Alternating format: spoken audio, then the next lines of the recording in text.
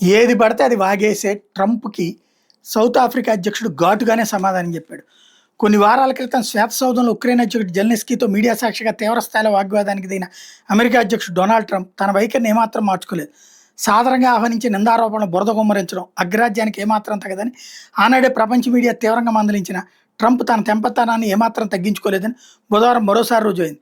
వాణిజ్య ఒప్పందం కుదుర్చుకుంటారని ఆశతో వైట్ హౌస్కు ఇచ్చేసిన దక్షిణాఫ్రికా అధ్యక్షుడు సిరిల్ రంపోసాకి ట్రంప్ ఆరోపణలతో స్వాగతం పలికారు.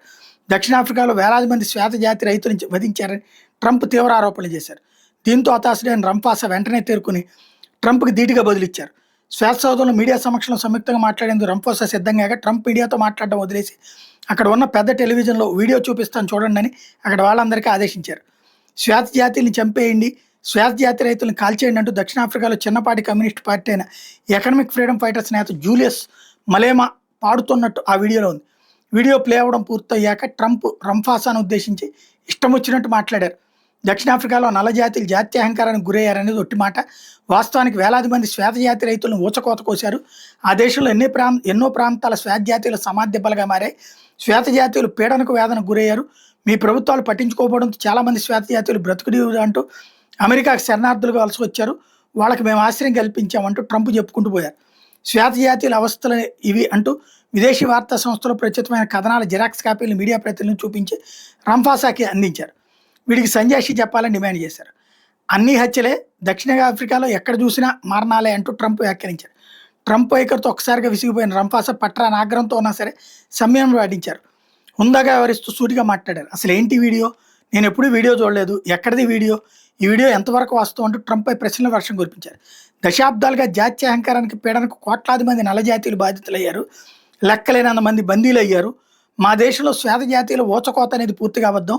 నిజానికి ఆఫ్రికనర్స్గా పిలిచే మైనార్టీ శ్వేత జాతీయులే చానాళ్ళు మా దేశాన్ని చెండుకు తిన్నారు. ఆఫ్రికన్ల దీనగాథను వినే ఓపిక మీకుంటే మా బాధ సరిగ్గా అర్థమవుతుంది అని రంఫాసా సూటిగా సమాధానం ఇచ్చారు.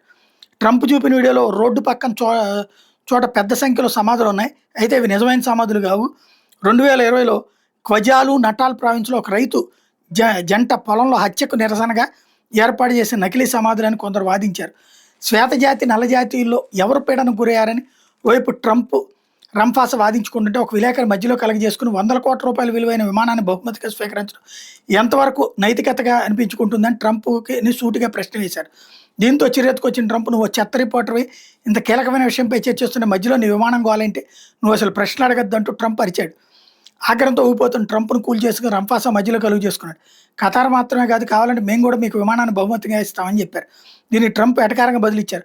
అగ్రరాజ్యమైన అమెరికాకే ఎయిర్ ఫోర్స్ వన్గా కొత్త విమానాన్ని ఇచ్చే దమ్ముంటే మీరు ఇవ్వచ్చు, నేను తీసుకునేందుకు రెడీ అన్నారు. వెంటనే రంఫాసా అగ్రరాజ్యంగా ఉండి కూడా మీరు ఇంకొక నుంచి తీసుకునే స్థితిలో ఉన్నా ఇచ్చే స్థితిలో మేము లేము, మా వద్ద అసలు విమానమే లేదనేసరికి అక్కడ ఉన్న వాళ్ళంతా గొల్లు నవ్వేశారు.